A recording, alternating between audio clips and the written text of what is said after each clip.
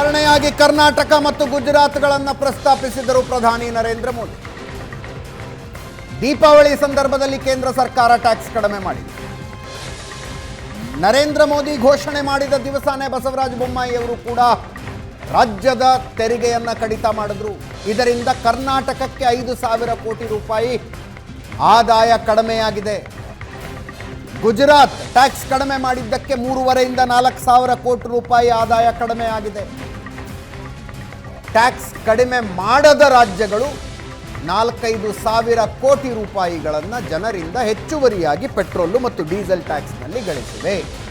ಅದರ ಜೊತೆಗೆ petrol diesel ಕೇಂದ್ರ ಸರ್ಕಾರ ಗಳಿಸುವ ಹಣದಲ್ಲಿ, ಕೇಂದ್ರ ಸರ್ಕಾರಕ್ಕೆ ಬರುವ ದುಡ್ಡಿನಲ್ಲಿ 100ಕ್ಕೆ 42 ರೂಪಾಯಿ ರಾಜ್ಯಗಳಿಗೆ ವಾಪಸ್ ಹೋಗುತ್ತೆ ಅನ್ನೋ ವಿಷಯವನ್ನು ಕೂಡ ಪ್ರಧಾನಿ ನರೇಂದ್ರ ಮೋದಿ ಪ್ರಸ್ತಾಪಿಸಿದ್ದಾರೆ. ಇದಕ್ಕೆ ಕಾಂಗ್ರೆಸ್ನ ಪ್ರತಿಕ್ರಿಯೆ. ರಣದೀಪ್ ಸಿಂಗ್ ಸುರ್ಜೇವಾಲಾ ಸಲಹೆ ಕೊಡೋದು ಬೇಡ, ಟ್ಯಾಕ್ಸ್ ಕಡಿಮೆ ಮಾಡಿ ಅಂತ ಮಲ್ಲಿಕಾರ್ಜುನ್ ಖರ್ಗೆ ಅವರು ಮಾತಾಡಿದ್ದಾರೆ. ಕೇಳಿಸ್ಕೊಳ್ಳಿ. Modi ji, no criticism, no distraction, no jumla. Modi government has collected 27 lakh crore from excise duty on petrol and diesel. When will you give relief of this 27 lakh crore to people of India, to the common people of India? ನೀವು 27 ಲಕ್ಷ ಕೋಟಿದಿಂದ ಕನಿಷ್ಠ ಅರ್ಧ ಆದರೂ subsidy ರೂಪದಲ್ಲಿ ಜನರಿಗೆ ಕೊಟ್ಟರೆ ಎಷ್ಟೋ ಸಮಾಧಾನ ಆಗ್ತದೆ. ಅದನ್ನ ಬಿಟ್ಟು ಎಲ್ಲಿ ನಾನ್ ಬಿಜೆಪಿ ಗವರ್ಮೆಂಟ್ಗಳಿವೆ ಆ ಗವರ್ಮೆಂಟ್ಗಳಿಗೆ ಉಪದೇಶ ಮಾಡ್ತಾ ಇದ್ದಾರೆ. ನೀವು ವ್ಯಾಟ್ ಟ್ಯಾಕ್ಸ್ ಕಡಿಮೆ ಮಾಡಿ, ನೀವು ಸೇಲ್ ಟ್ಯಾಕ್ಸ್ ಕಡಿಮೆ ಮಾಡಿ ಅಂತ ಹೇಳಿ ಬೇರೆಯವರಿಗೆ ಹೇಳ್ತಾ ಇದ್ದಾರೆ. ಆದರೆ ನೀವ್ಯಾಕೆ ಎಕ್ಸೈಸ್ ಇದೇ ವಿಷಯದ ಬಗ್ಗೆ ಮಾತಾಡೋದಕ್ಕೆ ಇವತ್ತು ನಮ್ಮ ಜೊತೆಗೆ ಹಲವು ಜನ ಗಣ್ಯ ಅತಿಥಿಗಳಿದ್ದಾರೆ. ವಿಶ್ವನಾಥ್ ಭಟ್ ಅವರಿದ್ದಾರೆ, ಬಿಜೆಪಿಯಿಂದ. ಕಾರ್ಯಕ್ರಮಕ್ಕೆ ಸ್ವಾಗತ ಸರ್. ರಮೇಶ್ ಬಾಬು ಕಾಂಗ್ರೆಸ್ನಿಂದ ಇದ್ದಾರೆ. ಟಿ.ಜೆ. ಅಬ್ರಾಹಿಂ ಸಾಮಾಜಿಕ ಕಾರ್ಯಕರ್ತರಿದ್ದಾರೆ. ಗೌರೀಶ್ ಕುಮಾರ್ ಕಟೀಲ್ ಆರ್ಥಿಕ ತಜ್ಞರು ಕೆಲವೇ ಕ್ಷಣಗಳಲ್ಲಿ ನಮ್ಮನ್ನು ಜಾಯ್ನ್ ಆಗ್ತಾರೆ. ವಿಶ್ವನಾಥ್ ಭಟ್ರೆ, ಪ್ರಧಾನಿ ನರೇಂದ್ರ ಮೋದಿ ಅವರ ಮಾತುಗಳನ್ನು ಕೇಳಿದ ನಂತರ ನಮಗೆ ಆಶ್ಚರ್ಯ ಆಗ್ತಾ ಇದೆ. ಪೆಟ್ರೋಲ್ ಡೀಸೆಲ್ ರೇಟ್ ಜಾಸ್ತಿ ಆಗಿರೋದಕ್ಕೆ ಅಥವಾ ಕಡಿಮೆ ಆಗದೇ ಇರೋದಕ್ಕೆ ಹೊಣೆ ಕೇಂದ್ರ ಸರ್ಕಾರನ ರಾಜ್ಯ ಸರ್ಕಾರನ ಅಂತ. ಇದು ಜವಾಬ್ದಾರಿಯನ್ನು ಒಂದು ಹೆಗಲಿನಿಂದ ಇನ್ನೊಂದು ಹೆಗಲಿಗೆ ಪಾಸ್ ಮಾಡ್ದಂಗಲ್ವಾ ಇದು? ಇಲ್ಲ, ಹಾಗಲ್ಲ. ಇದು ಪೆಟ್ರೋಲ್ ಅಥವಾ ಡೀಸೆಲ್ ಎರಡರಲ್ಲೂ, ಇವೆರಡು ಕೇಸ್ನಲ್ಲಿ ಹೇಳೋದಾದರೆ ಎರಡು ಸರ್ಕಾರಗಳು ಈಕ್ವಲಿ ರೆಸ್ಪಾನ್ಸಿಬಲ್. ಓಕೆ. ಟ್ಯಾಕ್ಸ್ ತೆರಿಗೆ ಸಂಗ್ರಹಣೆಯಲ್ಲಿ ರಾಜ್ಯಗಳಿಗೆ ಸ್ವಲ್ಪ ಜಾಸ್ತಿ ಬರುತ್ತೆ. ಯಾಕಂದರೆ ರಾಜ್ಯಗಳ ತೆರಿಗೆ ಸಂಗ್ರಹಣೆ 100% ಅವರಿಗೆ, ಕೇಂದ್ರ ಸರ್ಕಾರದ ತೆರಿಗೆ ಸಂಗ್ರಹಣೆಯಲ್ಲಿ 42% ರಾಜ್ಯಕ್ಕೆ. ಬಟ್ ನಿಮಗೆ ಜವಾಬ್ದಾರಿ ಅಂತ ಹೇಳೋದಾದರೆ ರಾಜ್ಯ ಸರ್ಕಾರಗಳು ಎಷ್ಟು ಜವಾಬ್ದಾರಿನೋ ಕೇಂದ್ರ ಸರ್ಕಾರ ಸಹ ಅಷ್ಟೇ ಜವಾಬ್ದಾರಿ. We have to accept it. Okay. ಸಮಸ್ಯೆ ಬರೋದು ಎಲ್ಲಿ ಅಂತ ಹೇಳಿದ್ರೆ, ಕರ್ನಾಟಕದಲ್ಲಿ ತೆರಿಗೆ ಬಗ್ಗೆ ಗಲಾಟೆ ಮಾಡಿದ್ರು. ಕರೆಕ್ಟ್ ಅದು. ವಿರೋಧ ಪಕ್ಷಗಳು ಇರೋದೇ ಆಡಳಿತದಲ್ಲಿರೋ ಸರ್ಕಾರಗಳು ತಪ್ಪುಗಳನ್ನು ಮಾಡದೇ ಇರೋ ತರಹ ರಕ್ಷಣೆ, ಒಂಥರ ಕೇರ್ ಟೇಕರ್ ಥರ, ವಾರ್ನಿಂಗ್ ಬೆಲ್ ಥರ ಇರುವಂಥದ್ದು. They have done that. ಕರ್ನಾಟಕದಲ್ಲಿ ಮಾಡಿದ್ರು. ನೀವು ನೋಡಿದ್ದೀರಾ, ನಿಮಗೆ ತೆರಿಗೆ ಇದು ಪೆಟ್ರೋಲ್ ಮೇಲೆ, ಡೀಸೆಲ್ ಮೇಲೆ ಪಂಜಾಬಲ್ಲಿ ಮಾಡಿದ್ರ, ಮಹಾರಾಷ್ಟ್ರದಲ್ಲಿ ಮಾಡಿದ್ರ, ರಾಜಸ್ಥಾನದಲ್ಲಿ ಮಾಡಿದ್ರ, ಎಲ್ಲಿ what you call non BJP, particularly Congress ಸಂಬಂಧಪಟ್ಟ ಸರ್ಕಾರಗಳಿದೆ, ಅದು ಎಲ್ಲೂ ಮಾಡಲಿಲ್ಲ. ಹಾಗಿದ್ದರೆ ನಿಮ್ಮ ಏನು ಹೇಳ್ತೀರಾ, ಕ್ವಶನ್ ಜನಸಾಮಾನ್ಯರಿಗೆ ತೊಂದರೆ ಆಗುತ್ತೆ ಅಂತ ಹೇಳಿ ರಾಜಸ್ಥಾನದಲ್ಲಿ ಜನರಿಲ್ವಾ, ಪಂಜಾಬಲ್ಲಿ ಇಲ್ವಾ? ಹಾಗಾದ್ರೆ ಏನು ಹೇಳ್ತಾರೆ, ಅವ್ರಿಗೆ ತೊಂದರೆ ಆಗಿಲ್ವಾ? ಅವರು ಮನುಷ್ಯರಲ್ವಾ? ನಿಮಗೆ ಡೇಟಾ ಸ್ಪಷ್ಟವಾಗಿ ಕೊಟ್ಟಿದ್ದಾರಲ್ಲ. ಇನ್ನು 27 ಲಕ್ಷ ಕೋಟಿ ತೆರಿಗೆ ಸಂಗ್ರಹಣೆ ಅಂತ ಹೇಳ್ತಾರೆ. ಫಸ್ಟ್ ಪಾಯಿಂಟ್, ಅದು 1 ವರ್ಷದ 7-8 ವರ್ಷದ್ದು. ಅದರಲ್ಲಿ 42% ರಾಜ್ಯಗಳಿಗೆ ಹೋಗುತ್ತೆ. ಉಳಿದಿರೋದ್ರಲ್ಲಿ ಈಗ 27ಕ್ಕೆ 40% ಅಂದರೆ ಎಷ್ಟಾಯಿತು ಸರ್? ಸುಮಾರು ಐ ಟೆಲ್ ಯು ಸಮ್ 12 ಲಕ್ಷ ಕೋಟಿ ಆಯಿತು. 15 ಲಕ್ಷ ಕೋಟಿ ವರ್ಷಕ್ಕೆ 2.5 ಲಕ್ಷ ಕೋಟಿ. Come on, that is not at all big. ಇದರಲ್ಲಿ 2.5% ಅಗ್ರಿಕಲ್ಚರಿಗೆ ಹೋಗುತ್ತೆ. 18 ರೂಪಾಯಿ ಪ್ರತಿ ವರ್ಷ, ಅಲ್ಲ ಪ್ರತಿ ಲೀಟರಿಗೆ ರಾಷ್ಟ್ರೀಯ ಹೆದ್ದಾರಿ ನಿರ್ಮಾಣಕ್ಕೆ ಹೋಗ್ತಾ ಇದೆ. 12 ಕಿಲೋಮೀಟರ್ ರಾಷ್ಟ್ರೀಯ ಹೆದ್ದಾರಿ ಇತ್ತು ಸರ್, ಇವತ್ತು ಎಷ್ಟಾಗ್ತಾ ಇದೆ? ಈ ವರ್ಷ we are talking of 65 kilometres per day ರಾಷ್ಟ್ರೀಯ ಹೆದ್ದಾರಿ ನಿರ್ಮಾಣ ಸರ್, ಪರ್ ಡೇ ಸರ್. ಈ ವರ್ಷದ್ದು ಓಕೆ 1,90,000 ಕೋಟಿ ಬರೀ ರಾಷ್ಟ್ರೀಯ ಹೆದ್ದಾರಿ ನಿರ್ಮಾಣಕ್ಕೆ ಫಿಕ್ಸ್ ಮಾಡಿಟ್ಟಿದ್ದಾರೆ. ಯಾಕಂದರೆ 85 ಕೋಟಿ ಯುವ ಪೀಳಿಗೆಯ ಭವಿಷ್ಯ ಎಷ್ಟು ಕಾಲ ವೆಯ್ಟ್ ಮಾಡಿ ಅಂತ ಹೇಳ್ತಿರಕ್ಕಾಗತ್ತೆ? ನೀವು ಪೆಟ್ರೋಲ್ ರೇಟ್ ಕಡಿಮೆ ಆಗುತ್ತೆ, ವೆಯ್ಟ್ ಮಾಡಿ ಅಂತ ಇನ್ನೆಷ್ಟು ಕಾಲ ಹೇಳ್ತಾರೆ? ಇದು ಈಗ ರೈಟ್ ನಾವು ಈಗಿರುವಂತುಂಟಲ್ಲ, ಇದು ರಷ್ಯಾ ಮತ್ತು ಯುಕ್ರೇನ್ಗೆ ಸಂಬಂಧಪಟ್ಟಿರುವ ಈಗಿಂದ ಅರ್ಥ ಆಗುತ್ತೆ ಸರ್, ಈಗಿಂದ ಅರ್ಥ ಆಗುತ್ತೆ. ನೀವು ಕ್ರೂಡ್ ಆಯಿಲ್ ಪ್ರೈಸ್ ಬಿದ್ದಿದ್ದ ಕಾಲ ನೋಡಿದ್ರಲ್ಲ, ಆವಾಗೆಲ್ಲ ಕಡಿಮೆ ಆಯ್ತು. 2020 ಬಗ್ಗೆ ಹೇಳೋದಾದ್ರೆ ಸರ್, ಆವಾಗ ಕೊರೋನಾ ವೈರಸ್ ಇತ್ತಲ್ವಾ?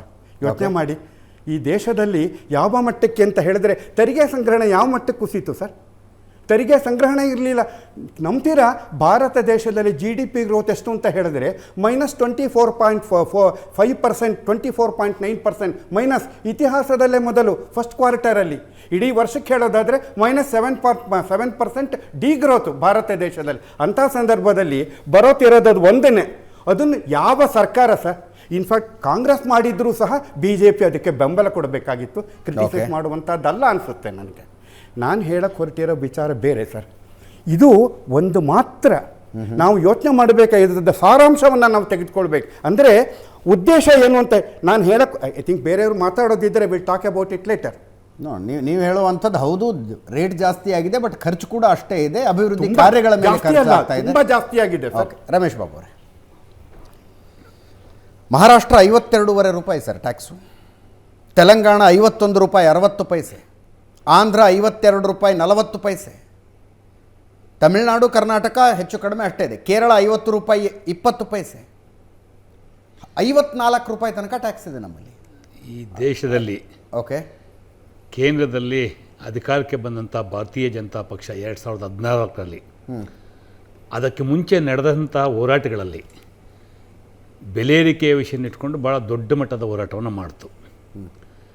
ಸನ್ಮಾನ್ಯ ಮನಮೋಹನ್ ಸಿಂಗ್ ಅವರು ಕಾಂಗ್ರೆಸ್ ಪಕ್ಷದ ಪ್ರಧಾನಮಂತ್ರಿ ಆಗಿದ್ದಂಥ ಸಂದರ್ಭದಲ್ಲಿ, ಅಂದರೆ ನಾವು ಅಧಿಕಾರವನ್ನು ಬಿಟ್ಕೊಡುವಂಥ ಎಡ್ಜ್ ಆಫ್ ದ ಇಯರ್ 2014ರಲ್ಲಿ ಈ ದೇಶದಲ್ಲಿ 45-46 ರೂಪಾಯಿ ಡೀಸೆಲ್ ಪರ್ ಲೀಟರ್ ಆಜುಬಾಜಲ್ಲಿ ಇದ್ದಂಥದ್ದು, ಪೆಟ್ರೋಲು 55-56 ರೂಪಾಯಿ ಸಮೀಪದಲ್ಲಿ ಇದ್ದಂಥದ್ದು.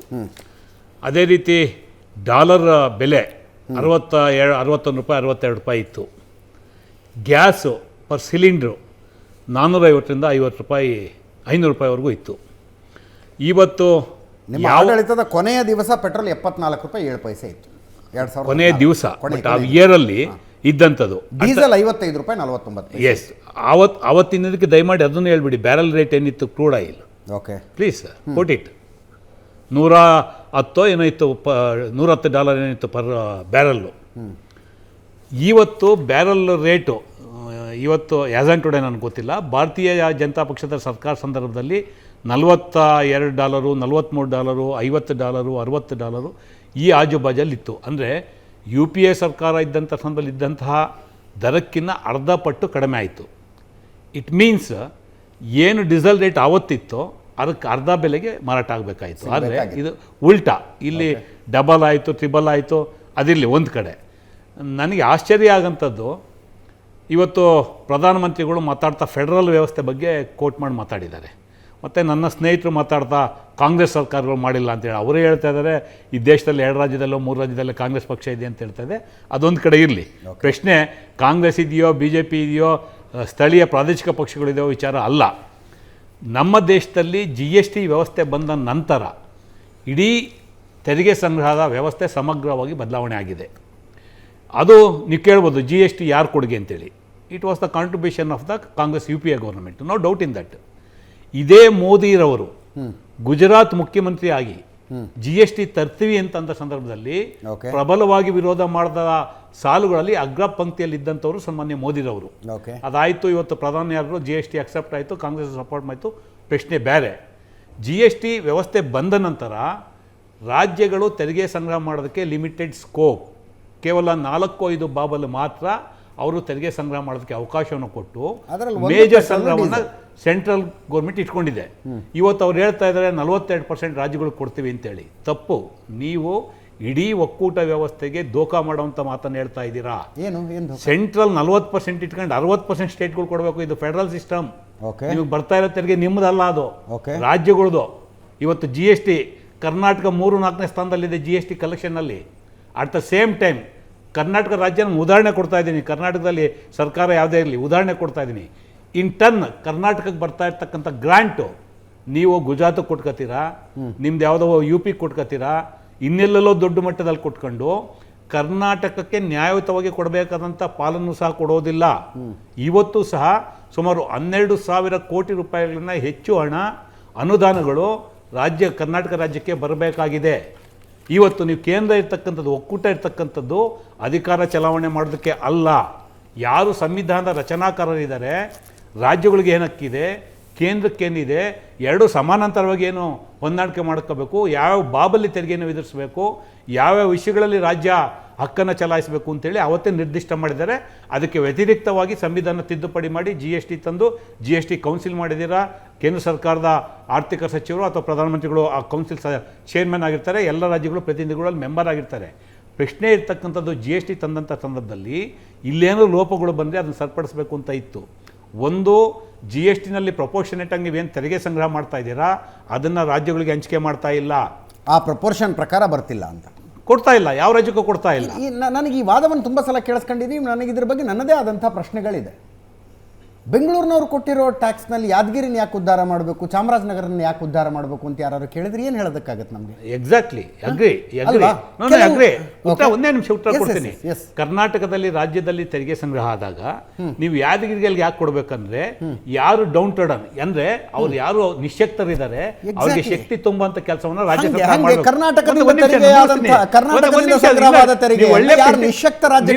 ನೀವು ಒಳ್ಳೆ ಪ್ರಶ್ನೆ ಕೇಳಿದ್ರೆ ಉತ್ತರ ಕೊಡ್ತೀನಿ. ಇವತ್ತು ಬೆಂಗಳೂರಲ್ಲಿ ಅತಿ ಹೆಚ್ಚು ತೆರಿಗೆ ಸಂಗ್ರಹ ಆದ್ರೂ ಸಹ ನೀವು ಹೈದರಾಬಾದ್ ಕರ್ನಾಟಕಕ್ಕೆ ಯಾಕೆ ಕೊಡ್ತಾ ಇದ್ದೀರಾ? ಹೈದರಾಬಾದ್ ಕರ್ನಾಟಕ ಇಲ್ಲಿ ಪ್ರಶ್ನೆ ಇರ್ತಕ್ಕಂಥದ್ದು, ನೀವು ತೆರಿಗೆ ಸಂಗ್ರಹ ಮಾಡ್ಕೊಂಡು ಕರ್ನಾಟಕ ನಿರ್ಲಕ್ಷ್ಯ ಆದಾಗ ಕರ್ನಾಟಕ ಬಿಟ್ಟು ಗುಜರಾತ್ ಬೇಕು ಅಂತ ಗುಜರಾತ್ ಕೊಡೋದು, ಯುಪಿನಲ್ಲಿ ಬಿಜೆಪಿ ಗೌರ್ಮೆಂಟ್ ಇದೆ ಅಂತೇಳಿ ಯುಪಿ ಕೊಡೋದು, ಅದನ್ನೇ ನಾವು ವಿರೋಧ ಮಾಡ್ತಾ ಇರ್ತಕ್ಕಂಥದ್ದು. ಇಲ್ಲಿ ಯಾರು ನಿಶ್ಯಕ್ತರಿದ್ದಾರೆ, ಕರ್ನಾಟಕಕ್ಕೆ ರಿಕ್ವೈರ್ಮೆಂಟ್ ಇದೆ. ಕರ್ನಾಟಕಕ್ಕೆ ರಿಕ್ವೈರ್ಮೆಂಟ್ ಇದ್ದಾಗ ಕರ್ನಾಟಕ ಬಿಟ್ಟು ನೀವು ನಾಟ್ ಓನ್ಲಿ ನೀವು GST ನನ್ನ ಹತ್ರ ಇಲ್ಲಿ ಪಟ್ಟಿ ಇದೆ, ನೀವು ಅಲೋಕೇಶನ್ ಡಿಪಾರ್ಟ್ಮೆಂಟ್ ವೈಸ್ ಕೊಡ್ತೀರಾ. ಇವತ್ತು ರೂರಲ್ ಡೆವಲಪ್ಮೆಂಟ್ಗೆ ಗ್ರಾಮ ಪಂಚಾಯತ್ಗಳಿಗೆ ಎಷ್ಟು ಅನುದಾನಗಳು ಕೊಟ್ಟಿದ್ದೀರಾ ನೀವು? ಒಟ್ಟಾರೆ ರಾಜ್ಯಗಳಿಗೆ, ಕೆಲವು ರಾಜ್ಯಗಳಿಗೆ ಫೈನಾನ್ಸ್ ಅಲ್ಲಿ ನೀವು ಏನು ಅಲೋಕೇಶನ್ ಕೊಡಬೇಕು, ಕರ್ನಾಟಕಕ್ಕೆ ಎಷ್ಟು ಕೊಟ್ಟಿದ್ದೀರಾ? ಈ ತರದ ನೀವು ಕೊಟ್ಟಂತ ಸಂದರ್ಭದಲ್ಲಿ ಕರ್ನಾಟಕಕ್ಕೆ ಕೊಡಬೇಕಾದಂಥ ಪಾಲನ್ನ ಸಮರ್ಪಕವಾಗಿ ಕೊಡ್ತಾ ಇಲ್ಲ. ಯಾಕೆ ಈ ಮಾತನ್ನು ಹೇಳ್ತೀನಿ ಅಂದರೆ, ಇಡೀ ದೇಶದ ಪಿಕ್ಚರ್ ತಗೊಂಡಾಗ ಕರ್ನಾಟಕನೂ ಸಹ ಹಿಂದುಳಿದಂಥ ಪ್ರದೇಶ, ಕರ್ನಾಟಕನೂ ಸಹ ನಿಶ್ಯಕ್ತವಾದಂಥ ರಾಜ್ಯ. ನೀವು ಇದಕ್ಕೆ ಬೇರೆ ರಾಜ್ಯಕ್ಕೆ ಕೊಟ್ಟಂಗೆ ಕರ್ನಾಟಕಕ್ಕೂ ಕೊಡಬೇಕು. ನೀವು ಒಳ್ಳೆ ಪ್ರಶ್ನೆ ರೈಸ್ ಮಾಡಿದ್ರೆ, ಯಾದಗಿರಿ ತಂದಿದ್ದು ಬಹಳ ಸೂಕ್ತವಾದ ಪ್ರಶ್ನೆ. ಅದನ್ನೇ ನಾನು ಹೇಳ್ತಾ ಇರ್ತಕ್ಕಂಥದ್ದು. ಕರ್ನಾಟಕ ನಿಶ್ಯಕ್ತಿ ಇದ್ದಾಗ ಕರ್ನಾಟಕಕ್ಕೆ ಶಕ್ತಿ ತುಂಬಲ್ಲ. ನೀವು ಗುಜರಾತ್ಗೆ, ಯುಪಿಗೆ ಕೊಟ್ಟಂತ ರಾಜ್ಯಗಳಿಗೆ ಕೊಡುವಂಥದ್ದನ್ನ ನಾವು ವಿರೋಧ ಮಾಡ್ತೀವಿ. ನನ್ನ ಪ್ರಶ್ನೆ ವ್ಯಾಪ್ತಿ ನೀವು ಅರ್ಥ ಮಾಡ್ಕೊಂಡ್ರಿ ಅಂತ? ಖಂಡಿತ ಅರ್ಥ ಮಾಡ್ಕೊಂಡೆ. ಬೆಂಗಳೂರಿನಲ್ಲಿ ಜಾಸ್ತಿ ಟ್ಯಾಕ್ಸ್ ಕಲೆಕ್ಷನ್ ಆಗತ್ರಿ, ಹಿಂದುಳಿದ ಜಿಲ್ಲೆಗಳನ್ನ ಬೆಂಗಳೂರಿನಲ್ಲಿ ಕಲೆಕ್ಟ್ ಆದ ಟ್ಯಾಕ್ಸ್ ಮೇಲೆ ಎತ್ತಬೇಕು. ಹಂಗಂತ ಬೆಂಗಳೂರು ಪೂರ್ತಿಯಾಗಿ ಅಭಿವೃದ್ಧಿ ಆಗ್ಬಿಟ್ಟಿದ್ಯಾ? ಇಲ್ಲ, ಮಳೆ ಬಂದ್ರೆ ಇನ್ನೂ ತನಕ ರಾಜಕಾಲುವೆಗಳು ಹರಿತವೆ. ಕರೆಕ್ಟ್. ನೀವು ಇಲ್ಲಿ ತೆರಿಗೆಯನ್ನು ಇಡೀ ದೇಶದಲ್ಲಿ ಸಂಗ್ರಹ ಮಾಡಿದಾಗ ಕರ್ನಾಟಕಕ್ಕಿಂತ ಗುಜರಾತ್ ಉಚ್ಚವಾದಂತ ಸ್ಥಿತಿಲಿ ಇದ್ದಾಗ, ಆರೋಗ್ಯಕರವಾದ ಆರ್ಥಿಕವಾಗಿ ನಮಗಿಂತಲೂ ಚೆನ್ನಾಗಿರುವ ರಾಜ್ಯಗಳಿಗೆ ನಮಗಿಂತಲೂ ಜಾಸ್ತಿ ಫಂಡ್ ಕೊಟ್ರಾ? That is debatable. ಆದ್ರೆ ಆರ್ಥಿಕವಾಗಿ ಅಂದ್ರೆ ನೀವು ಸಾಮಾಜಿಕವಾಗಿ ಆರ್ಥಿಕವಾಗಿ ಹಿಂದುಳಿದ ರಾಜ್ಯಗಳಿಗೆ ಕೊಟ್ಟಂತ ಜಾಸ್ತಿ ಫಂಡ್ ಕೊಟ್ಟದನ್ನು ಪ್ರಶ್ನೆ ಮಾಡಬೇಕಾ ಅನ್ನೋದು ನನ್ನದೊಂದು ಪ್ರಶ್ನೆ ಇದೆ. ಅಬ್ರಾಮ್ ಅವರೇ, ಅಜಿತ್ ಅವರೇ, ಈಗ ಅವರು BJPನವರು ಮಾತಾಡಿದ್ರು, ಇವರು ಕಾಂಗ್ರೆಸ್ನವರು. ನಾನು ಸಾಮಾನ್ಯ ಈ ಲೇಮನ್ ಬೀದಿಯಲ್ಲಿ ನೋಡ್ತಾ ಇರೋನು, ನನಗೆ ಎಫೆಕ್ಟ್ ಆಯ್ತಾ ಅಂತ ಕೇಳಿದ್ರೆ ದೇವರಿಂದ ಆಗಿಲ್ಲ ಅಂತ ಹೇಳ್ಕೊಬೋದು, ದೇವರಿಗೆ ಕೃತಜ್ಞತೆ. ಬಟ್ ನನ್ನ ಮನೇಲಿ ಕೆಲಸ ಮಾಡೋರಿಗೆ ಎಫೆಕ್ಟ್ ಆಗಿದೆ ಅಂತ ಕೇಳಿದ್ರೆ ಆಗಿದೆ. ಗ್ಯಾಸು, ಪೆಟ್ರೋಲು, ಎಲೆಕ್ಟ್ರಿಸಿಟಿ, ಟ್ರಾನ್ಸ್ಪೋರ್ಟು, ಹಾಲು. ಇವತ್ತು ಪೇಪರಲ್ಲಿ 3 ರೂಪಾಯಿ ಜಾಸ್ತಿ ಮಾಡ್ತೀವಿ. ಈರುಳ್ಳಿ, ದಾಲು, ಎನಿಥಿಂಗ್ ಅಂಡ್ ಎವ್ರಿಥಿಂಗ್, ಯಾವುದು ಮುಟ್ಟಿದ್ರೂ ಜಾಸ್ತಿ ಆಗಿದೆ. ನಾನು ಒಪ್ಕೋತೀನಿ ರೀ, ನಾನು ನಮ್ಮ ಕೆಲಸದವ್ರಿಗೆ ಇನ್ಕ್ರೀಸ್ ಮಾಡಿಲ್ಲ, ಸ್ಯಾಲ್ರಿ ಇನ್ಕ್ರೀಸ್ ಮಾಡಿಲ್ಲ. ನೀವು ಮಾಡಿದಿರೋ ಅಂತ ನನಗೆ ಗೊತ್ತಿಲ್ಲ. ಯಾರು ಮಾಡ್ತೀವಿ ನಾವು? ಯಾಕೆ ಹೇಳಿದ್ರೆ ಈ ಹೊರೆ ಇದೆಯಲ್ಲ, ಇದನ್ನು ನಾವು ಸಹಿಸ್ಕೋತಾ ಇದ್ದೀವಿ. ನಮಗೆ ಈ ಇನ್ಕ್ರೀಸ್ ಆಗಿರೋದನ್ನು ಸಹಿಸ್ಕೊಳ್ಳೋ ಕೆಪಾಸಿಟಿ ಐತೆ, ಸಹಿಸ್ಕೊಡ್ವಿ. ಬಡವ್ರು ಏನು ಮಾಡ್ತಾರೆ ಅಂತ, ನೀವು ರಾಜ್ಯ ಸರ್ಕಾರಗಳು ಟ್ಯಾಕ್ಸ್ ಕಲೆಕ್ಟ್ ಮಾಡಿಕೊಂಡು ಅವರು ರಿಡ್ಯೂಸ್ ಮಾಡಿಲ್ಲ ಅಂತ ನೀವು ಹೇಳ್ಬೋದು. ಅದು ಚೆನ್ನಾಗಿದೆ, ಕೇಳೋದು ಚೆನ್ನಾಗಿದೆ, ಭಾರಿ ಚೆನ್ನಾಗಿದೆ. ಬಟ್ ಅದೇ ರೀತಿ ಕಡಿಮೆ ಮಾಡದಿರೋ ರಾಜ್ಯ ಸರ್ಕಾರ ಸ್ಟಾಟಿಸ್ಟಿಕ್ಸ್ ಏನೇನೋ ಕೊಡ್ತಾರೆ. 5.9% ಮಾತ್ರ ಇನ್ಫ್ಲೇಷನ್ ಇರುವಂಥದ್ದು. ಗ್ಲೋಬಲ್ ಇನ್ಫ್ಲೇಷನ್ ಎಷ್ಟಿದೆ ನೋಡಿ, ಯಾವ್ಯಾವ ವರ್ಷದಲ್ಲಿ ಎಷ್ಟೆಷ್ಟು ಹಣದುಬ್ಬರ ಅನ್ನೋದು ಎಷ್ಟೆಷ್ಟಿತ್ತು ಅದನ್ನು ನೋಡಿ. ಅಜಿತ್, ಈಗ ನಮ್ಮ ವಿಶ್ವನಾಥ್ ಭಟ್ ಅವರು ಇರುವ ಇನ್ಫ್ಲೇಷನ್ ಫುಡ್ ಇನ್ಫ್ಲೇಷನ್ ತುಂಬಾ ಕಡಿಮೆ. ವಿಶ್ವನಾಥ್ ಭಟ್ ಕೊಡೋ ಸ್ಟಾಟಿಸ್ಟಿಕ್ಸ್ ಎಲ್ಲ ಕೇಳೋದಕ್ಕೆ ಭಾರಿ ಚೆನ್ನಾಗಿರ್ತದೆ. ಓಕೆ, ನೀವೀಗ ಕೇಳಿದ್ದು ground ಭಾಳ reality- ಚೆನ್ನಾಗಿರ್ತದೆ. ground reality ಗ್ರೌಂಡ್ ಬೇರೆ. ರಿಯಾಲಿಟಿ ನೋವ್ರಿ. Okay steel price for example, ಹೋದ ವರ್ಷ ಎಷ್ಟಿತ್ತು steel price? 1.5 years back 2,20,000 per ton ಇತ್ತು. ಓಕೆ ಇವತ್ತು 3,80,000 per ton. Who is affected with that? ಇಲ್ಲ SME, ಓಕೆ ಸಣ್ಣ ಕೈಗಾರಿಕಾ ಘಟಕಗಳು. Okay where will they go? ಈಗ ಪೀನಿಯರ್ ನಿಮ್ಗೆ ಗೊತ್ತಿದೆ, ನಾವು ಹೇಳೋದೇ ಬೇಕಾಗಿಲ್ಲ, 40% ಇಂಡಸ್ಟ್ರೀಸ್ ಕ್ಲೋಸ್ ಆಗಿದೆ. ಯಾಕೆ? ಅವರು ಚೆನ್ನಾಗಿ ಲಾಭದಲ್ಲಿ ಹೊಡ್ತಾನೆ.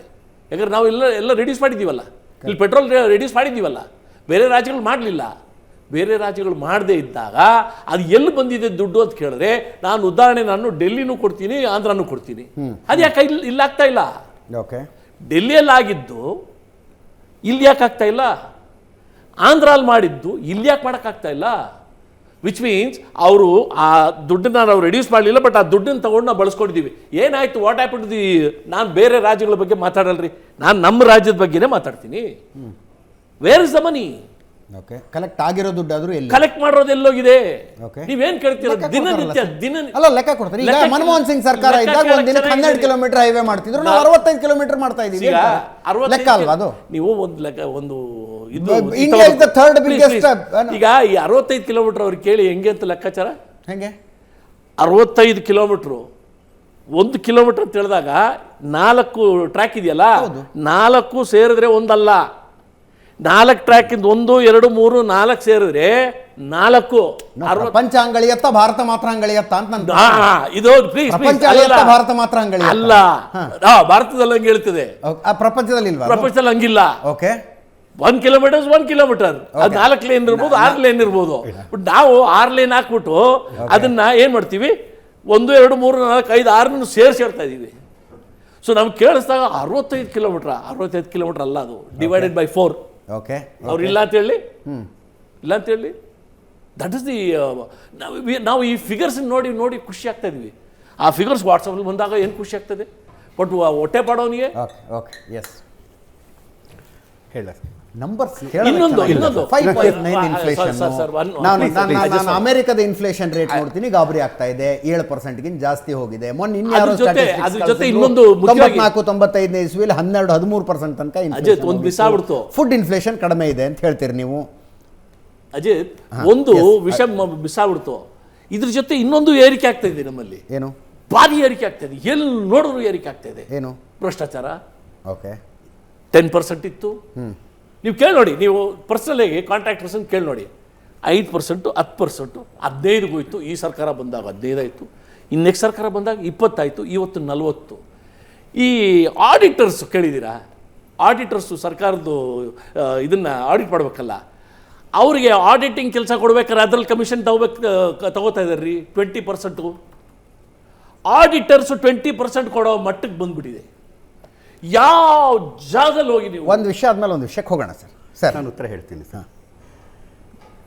ರಾಜ್ಯ ಸರ್ಕಾರಗಳಕ್ಕೂ ಕೇಂದ್ರ ಯಾಕೆ ಇಟ್ಕೊಳ್ಬೇಕು, ಕರೆಕ್ಟಾಗಿ ಹೇಳಿದಾರು, I agree with that. But let me tell you, tax devolution sir ಇವಾಗ ನಡೀತಿರೋದು 15th finance commission. This is little important. ನಾನು ಅದು 1 ನಿಮಿಷದಲ್ಲಿ ಮುಗಿಸ್ತೀನಿ. ಇದ್ರ ಹಿಂದೆ ಇದ್ದಿದ್ದು 14th ಫೈನಾನ್ಸ್ ಕಮಿಷನ್. ಅದನ್ನು ಅನುಷ್ಠಾನಗೊಳಿಸಿರೋದು ಅವ್ರು ಹೇಳಿದ್ದಲ್ಲ, ಎಲ್ಲ ಸೇರಿಸಿ ಮಾಡಿದಿರೋದು ಮೋದಿ ಸರ್ಕಾರ.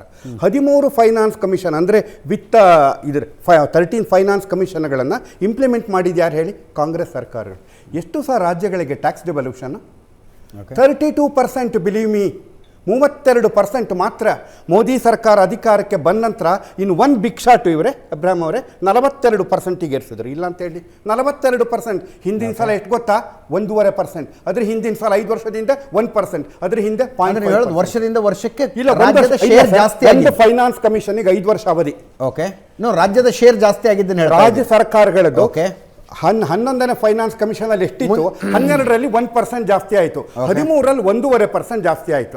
14ನೇ ಫೈನಾನ್ಸ್ ಕಮಿಷನ್ ಅಲ್ಲಿ ಮೋದಿ ಬಂದಾಗ ಇನ್ 1 ಶಾಟ್ 10% ಜಾಸ್ತಿ ಮಾಡಿದ್ರು ಸರ್. 32 to 40%. ಇದು ಗುಜರಾತಿಗೆ ಮಾಡಲಿಲ್ಲ, ಇಡೀ ದೇಶದ ಎಲ್ಲ ರಾಜ್ಯಗಳಿಗೂ ಮಾಡಿದ್ದಾರೆ ಸರ್. ನನಗೆ ಕ್ಲಾರಿಫೈ ಮಾಡ್ಕೋತೇನೆ. ಮುಂಚೆ ಕೇಂದ್ರ ಸರ್ಕಾರದ ಹತ್ರ 100 ರೂಪಾಯಿ ಬಂದ್ರೆ 32 ರೂಪಾಯಿ ರಾಜ್ಯಗಳಿಗೆ ಹೋಗ್ತಾ ಇತ್ತು. ಈಗ 100 ರೂಪಾಯಿ ಬಂದ್ರೆ 42 ರೂಪಾಯಿ ರಾಜ್ಯಗಳಿಗೆ ಹೋಗ್ತಾ ಇದೆ. ಆಮೇಲೆ ನಾನು ನಿಮ್ಗೆ ಇದಕ್ಕೆ ಹೇಳೋದಿಲ್ಲ, ಫೈನಾನ್ಸ್ ಮಿನಿಸ್ಟ್ರಿಂದ ನೀವು ವಟಿಕಾಲ್ ಡೌನ್ಲೋಡ್ ಮಾಡ್ಕೊಬೋದು. ತೆರಿಗೆ ಹಂಚಿಕೆ 2900ರಿಂದ 2014 ಅಂತ ಹೇಳಿದ್ರೆ UPA ಸರ್ಕಾರದ ಅವಧಿ. ಕರ್ನಾಟಕ ರಾಜ್ಯಕ್ಕೆ ಕೊಟ್ಟಿರೋದು ಬಜೆಟ್ನಲ್ಲಿ ಬಂದಿರೋದು ಹೇಳ್ತೀನಿ 54,396 ಸರ್. ಇವಾಗ ಕ್ಯಾಶು ಸರ್, ಯಾರು ಇದು ಮಾಡೋಕ್ಕಲ್ಲ. 54,396 crores ಸರ್. ನಂತರದ 5 ವರ್ಷದಲ್ಲಿ ಸಿದ್ದರಾಮಯ್ಯ ಸರ್ಕಾರ ಎಷ್ಟು ಬಂತು ಗೊತ್ತಾ ಸರ್? 1,35,044 ಕೋಟಿ ಸರ್. ಅಫಿಷಿಯಲ್ ಫಿಗರ್ಸ್ 2.5 ಪಟ್ಟು ಜಾಸ್ತಿ ಸರ್. 148% ಮೋರ್. 100 ಇನ್ನು ಹೇಳ್ಬೋದು, ಬಿಗಿನಿಂಗಲ್ಲಿ ಹೇಳಿದ್ರು ಅವಾಗ ಫರ್ಗಾಟನ್ ಇಲ್ಲ ಏನು 5 years full sir. 2009 to 2014 because of GST. ಇಲ್ಲ ಬೇರೆ ಟ್ಯಾಕ್ಸ್ ಎಲ್ಲ ಅದನ್ನ ಹೇಳಿ ನೀವು ಯಾಕೆ ಅದು ಅಂತ ಹೇಳಿ. ಒಂದು ನಿಮಿಷ ನಾನು ಬರ್ತೀನಿ. GST ಬಂದಿದ್ದಕ್ಕೆ ಜಾಸ್ತಿ ಅಲ್ಲ ಸರ್, ಬಟ್ ಹೇಳೋದು ನಾನು ಎಂಡಾರ್ಸ್ ಮಾಡ್ತೀನಿ. ಅದೇನಾಯ್ತಂದ್ರೆ earlier to that there was a tax collection system in Karnataka. GST ಬಂದ್ಮೇಲೆ ಇವೆಲ್ಲ ಕರ್ನಾಟಕ ಪ್ರತ್ಯೇಕವಾಗಿ ತೆರಿಗೆ ಸಂಗ್ರಹ. ಸೊ ಹಾಗಾಗಿ ಅದು ಅಲೋಕೇಶನ್ ಮೇಲೆ ಬಂದು ಜಾಸ್ತಿ ಆಗಿದ್ದು. ಅದು ಇಂಡಿಪೆಂಡೆಂಟ್ ಎಲ್ಲ ಸ್ಟೇಟ್ಗೂ ಇತ್ತು ಅದು. ಸರ್, ನಾನು ಇವೆಲ್ಲದಕ್ಕೂ ಕ್ಲಾರಿಫಿಕೇಶನ್ ಕೊಡ್ತೀನಿ. ಗಿವ್ ಮಿ ಟೈಮ್ ಅಷ್ಟೇ. ಸೆಕೆಂಡು, ಇದರಲ್ಲಿ ಅನುದಾನಗಳ ಗ್ರಾಂಟ್ಸ್ನಲ್ಲಿ ಕೋತ ಮಾಡ್ತಾರೆ, ಬಲಗೈಲಿ ಕೊಟ್ಟು ಎಡಗೈನಲ್ಲಿ ಕಟ್ ಮಾಡ್ತಾರೆ ಅಂದರು. ಕೇಂದ್ರದ ಅನುದಾನ 39,828 crores ಇತ್ತು. It became 91,374 crores, 129%. ಇನ್ನು GST ಬಗ್ಗೆ, GST ಬಂದಿದ್ದು 2016ರಲ್ಲಿ. ಓಕೆ. ಈ 42% ಅನ್ನುವಂಥದ್ದು ಕರ್ನಾಟಕ ರಾಜ್ಯಕ್ಕೆ ಮಾತ್ರ ಅಲ್ಲ, ಕೇರಳದಿಂದ ಹಿಡಿದು ಎಲ್ಲ ರಾಜ್ಯಗಳಿಗೂ ಆಗಿದೆ ಸರ್ ಇದು. ಪ್ಲೀಸ್ ಅಲ್ಲಿ ಇದು ಮಾಡ್ಕೊಳ್ಬೇಡಿ. ಇಲ್ಲಿ ಬಿಸ್ನೆಸ್ ಎಷ್ಟಾಗ್ತಿತ್ತು ಅಷ್ಟರದ್ದು ಆ ಲೆಕ್ಕದಲ್ಲಿ. ಇದಕ್ಕೂ GSTಗೂ ಕನೆಕ್ಷನ್ಸೇ ದಯವಿಟ್ಟು ಈ ವಿಚಾರದಲ್ಲಿ ತರಬೇಡಿ, ಆಯಿತಾ? These are the facts. ಆಮೇಲೆ GSTನಲ್ಲಿ ಹೇಳಿದ್ರು, ವಟಿಕಾಲ್ ನರೇಂದ್ರ ಮೋದಿ ಅವರು ಅಬ್ಜೆಕ್ಟ್ ಮಾಡಿದ್ರು ಅಂತ. ಎಸ್, ಏನು ಕೇಳಿದ್ರು ಗೊತ್ತಾ ಸರ್? ಸರ್, ಇವತ್ತಿನ ದಿನ ಯಾರೂ ಯಾರಿಗೆ ಸುಳ್ಳು ಹೇಳೋಕ್ಕಾಗೋದಿಲ್ಲ. Because you have smart phone with us. ಕೇಳಿ ಎಲ್ಲ ಸ್ಟೇಟ್ಸ್ ಕೇಳಿದ್ದೇನು ಗೊತ್ತಾ? ನಮಗೆ 5 ವರ್ಷ ನೀವು ಟ್ಯಾಕ್ಸ್ ಕಲೆಕ್ಷನ್ ಗ್ಯಾರಂಟಿ ಕೊಡಿ ವಿತ್ ರೀಸನಬಲ್ ಇನ್ಕ್ರೀಸ್. 14% ಕೇಳಿದ್ರು ಸರ್, ಯಾರೂ ಕೊಡಲಿಲ್ಲ. ಯಾಕಂದರೆ ಸ್ಟೇಟ್ಗಳು ಕೇಳಿದ್ದವ್ರು ಹಕ್ಕರು, they were right. Chidambaram agreed only for 1 year. Modi ಸರ್ಕಾರ ಬಂದವರು 5 yearsಗೆ ದೇ ಅಗ್ರೀಡ್. ಎಷ್ಟು? ಕಾಂಪೌಂಡೆಡ್ 14%. ಹೇಳಿ ಸರ್, ಈ ಕಾರಣಕ್ಕಾಗಿದ್ದರೆ ಹೊರತು do you think Kerala agree ಆಗುತ್ತಾ sir? Do you think West Bengal agree ಆಗುತ್ತಾ? ಕಮಾನ್ ಹೇಳಿ ಅಬ್ರಾಮ್ ಅವರೇ. ಯಾರೂ ಒಪ್ಕೊಳ್ಳೋದಿಲ್ಲ. It was not a charity. ಅವರಿಗೆ ದೇವರ್ ಇನ್ಶೂರ್ಡ್ ಅಲ್ಲ ಸರ್. ಇಂಥ ಕ್ರೈಸಿಸ್ ಬಂತು, ಚೇಂಜ್ ಆದರೂ ಕೂಡ ಅವರು ತೆರಿಗೆ ಕೊಡೋದು ಅವ್ರು ಕೊಡ್ತಾ ಇರೋ ಕಾಂಟ್ರಿಬ್ಯೂಷನ್ ಕಡಿಮೆ ಇದೆ ಅವ್ರದ್ದು. ನಾನು ಕೇಳ್ತಾ ಇರೋದು ಕರ್ನಾಟಕದಿಂದ ನಾವು ಕಳಿಸ್ತೀವಲ್ಲ ಸರ್, ನಮ್ ದುಡ್ಡು ಬರ್ತಾ ಇಲ್ಲ. ಹೇಳ್ತಿರೋದು ಅದಾಗಿರೋದು 2015ನಲ್ಲಿ, 2014ನಲ್ಲಿ ಆಗಿದ್ದಲ್ಲ. ಅದು ಕಮ್ಮಿ ಆಗಿರೋದು 2015ನಲ್ಲಿ ಫೈನಾನ್ಸ್ ಕಮಿಷನ್ನಲ್ಲಿ ಆಗಿರೋದು. 2014ನಲ್ಲಿ ಆಗಿರಲಿಲ್ಲ. Please understand that sir. 2014ನಲ್ಲಿ ನರೇಂದ್ರ ಮೋದಿ ಗವರ್ಮೆಂಟ್ ಬಂದಿಲ್ಲ ಸರ್. ಬರ್ತಾ ಇರೋದು 14ನಲ್ಲಿ ಬಂದಿರೋದು. 15ನಲ್ಲೇ ಎಫೆಕ್ಟ್ ಗೊತ್ತಾಗಿಲ್ಲ ಸರ್. ಎಫೆಕ್ಟ್ ಆಗಿದ್ದು 2014ನಲ್ಲಿ. 14th ಫೈನಾನ್ಸ್ ಕಮಿಷನ್ ಇಂಪ್ಲಿಮೆಂಟ್ ಆಗಿದ್ದು 2015ರಲ್ಲಿ. ದಯವಿಟ್ಟು ಅರ್ಥ ಮಾಡ್ಕೊಳ್ಳೋಣ. ಆವಾಗ 10% ಜಾಸ್ತಿ ಆಯ್ತು. 10% ಪೆಟ್ರೋಲ್ ಡೀಸೆಲ್ ಇಂದ ಶುರು ಮಾಡಿದಂತ ಈ ಚರ್ಚೆ, ಪೆಟ್ರೋಲ್ ರೇಟು ಡೀಸೆಲ್ ರೇಟ್ ಇಂದ ಶುರು ಮಾಡಿದಂತ ಈ ಚರ್ಚೆ ಕರ್ನಾಟಕ ಸೇರಿದಂತೆ ಉಳಿದ ರಾಜ್ಯಗಳಿಗೆ ಸೆಂಟ್ರಲ್ನ ಕಾಂಟ್ರಿಬ್ಯೂಷನ್ ಹೆಚ್ಚಾಗಿದೆಯಾ ಕಡಿಮೆ ಆಗಿದೆಯಾ ಅನ್ನೋ ಲೆವೆಲ್ಗೆ ಬಂದು ನಿಂತಿದೆ. ಅಲ್ಲ, ವಿಶ್ವನಾಥ ಭಟ್ರು ಒಂದಷ್ಟು ಫಿಗರ್ಗಳನ್ನು ಕೊಡ್ತಾ ಇದ್ದಾರೆ. ಅಲ್ಲ, ಯು ಕ್ಯಾನ್ ಚಾಲೆಂಜ್. ರಿಯಾಲಿಟಿ ಬಂದಿದೆಯಾ? ನಮಗೂ ಬಂದಿದೆಯಾ? ನಾನು ಇಬ್ಬರಿಗೂ ಕೇಳ್ತಾ ಇದ್ದೀನಿ. ನಮ್ಮ ರಾಜ್ಯಕ್ಕೆ ಬಂದಿದೆಯಾ? ಪ್ರಾಮಿಸ್ ಮಾಡಿದ್ ಬಂದಿದೆಯಾ? ಅಬ್ರಾಮ್ ಅವರೇ, ರಮೇಶ್ ಬಾಬು ಅವರೇ, ಅಬ್ರಾಮ್ ಅವರು ರಮೇಶ್ ಬಾಬು ಅವರೇ ಬಜೆಟ್ ಅಲ್ಲಿ ಬಂದಿದೆ ಅಂತ ಅವರ ಬಜೆಟ್ ಮಂಡನೆಯಲ್ಲಿ ಹಾಕಿದ್ದಾರೆ. ಒಂದೇ ನಿಮಿಷ. ಮೋದಿ ಬರೋ ತನಕ ಕೇಂದ್ರ ಸರ್ಕಾರ 100 ರೂಪಾಯಿ ಟ್ಯಾಕ್ಸ್ ಕಲೆಕ್ಟ್ ಮಾಡಿದರೆ 32 ರೂಪಾಯಿಗಳನ್ನು ರಾಜ್ಯಗಳಿಗೆ ಕೊಡ್ತಿತ್ತು. ಮೋದಿ ಬಂದ ನಂತರ 100 ರೂಪಾಯಿ ಕಲೆಕ್ಟ್ ಆದರೆ 42 ರೂಪಾಯಿ ರಾಜ್ಯಗಳಿಗೆ ಕೊಡ್ತಾ ಇದೆ ಅನ್ನೋದನ್ನ, ಇದು ಏನು ಇರ್ರೆಸ್ಪೆಕ್ಟಿವ್ ಆಫ್ GST ಹೇಳುವಂಥದ್ದು ಅನ್ನೋದನ್ನ ವಿಶ್ವನಾಥ ಭಟ್ರು ಅಂಕಿ ಸಂಖ್ಯೆಗಳ ಸಮೇತ ಹೇಳ್ತಾ ಇದ್ದಾರೆ. You can counter it, you can question. ಇನ್ನೊಂದು ಸಣ್ಣ ಬ್ರೇಕ್ ಸರ್, ಒಂದು ನಿಮಿಷ. ಓಕೆ, ಇದನ್ನ ಸಿದ್ದರಾಮಯ್ಯನವರು ಈ ಬಜೆಟ್ ಮಂಡನೆಯಲ್ಲಿ ನಿಮಗೆ ಅನೆಕ್ಷರ್ A, ಅನೆಕ್ಷರ್ B ಹಾಕ್ತಾ ಇರಲ್ಲ, ಅದರಲ್ಲಿ ಪ್ರತಿ ವರ್ಷ ಇವರು ಹಾಕಿದ್ದಾರೆ. ಓಕೆ ಓಕೆ, ಬನ್ನಿ ನನಗೊಂದು ಸಣ್ಣ ಬ್ರೇಕ್ನ ಸಮಯ ಆಗಿದೆ. ಬ್ರೇಕ್ ಮುಗಿಸ್ ನೋಡಪ್ಪ.